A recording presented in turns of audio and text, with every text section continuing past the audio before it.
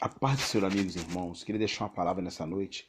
No livro de Lucas, capítulo 5, versículo 4, diz assim: Depois que acabou de falar, Jesus disse a Pedro: Venha ao mar alto e lance a sua rede. Mas Pedro respondeu: Mestre, estamos pescando a noite inteira e não pegamos nada. Mas sob a sua palavra lançaremos as redes. Interessante que, naquela época, Jesus precisou entrar no barco para se afastasse da multidão, para que a multidão pudesse ouvir sua voz. Naquela época, não tinha microfone, não tinha caixa de som, mas o povo prestava atenção e ouvia. Diferente de hoje, onde os pastores, se não tiverem todo um aparato, não conseguem pregar. Tem que ter um telão de LED, tem que ter uma igreja grande, tem que ter vários tipos de situações. Mas não é o assunto que eu quero tratar.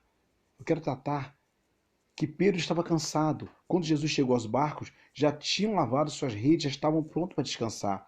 E quando Jesus entrou no seu barco, ele sabia que era o mestre, pois ele já tinha feito um milagre em sua sogra.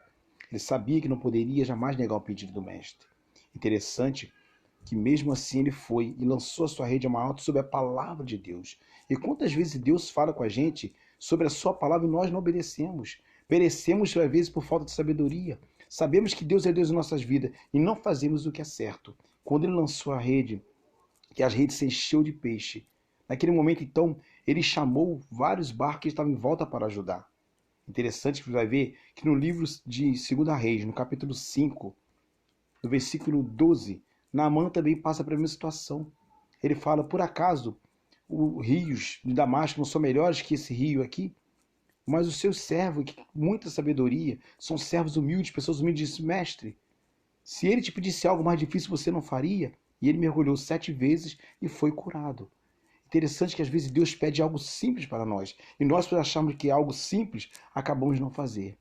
Naquele dia, quando Pedro pegou tantos peixes que a rede queria se romper e os barcos quase foram a pique, Pedro olhou para Deus e falou assim, que é o Deus nosso Jesus Cristo, disse: Mestre, afaste de mim, porque sou um homem de lábios impuros e habito na iniquidade do povo.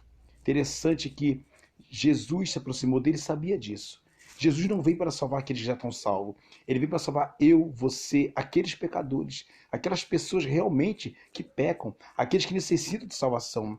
Ele fala: os sãos não precisam de médico, mas sim os doentes. Então, nessa noite, quando o médico dos médicos, nosso Jesus Cristo, que ele fala no livro de Mateus 28, capítulo 11, 28, ele fala assim: Vinde a mim, vós estáis cansados e sobrecarregados, que eu vos aliviarei. E tomai sobre si o meu jugo, e aprendei de mim, que sou manso e humilde de coração. Ele fala comigo, ele fala contigo, ele fala com todo aquele que é pecador. Interessante que o inimigo, ele usa de artimanha, como no livro de 2 Crônicas, que ele fala que esse Deus de vocês não poderão te salvar. No caso de Sanaqueribe, falando com o rei Ezequias, mas o nosso Deus é Deus. Ele é o Deus dos céus, é o Deus da terra, é o Deus que fez tudo que há. É o Deus que te fez e o Deus que me criou. É esse Deus que pode salvar. Lembre-se de uma coisa: da mão do diabo, Deus te tira, mas da mão de Deus ninguém te tira. Deus é Deus. Deus é amor, mas também é fogo consumidor. Fica na paz, em nome de Jesus.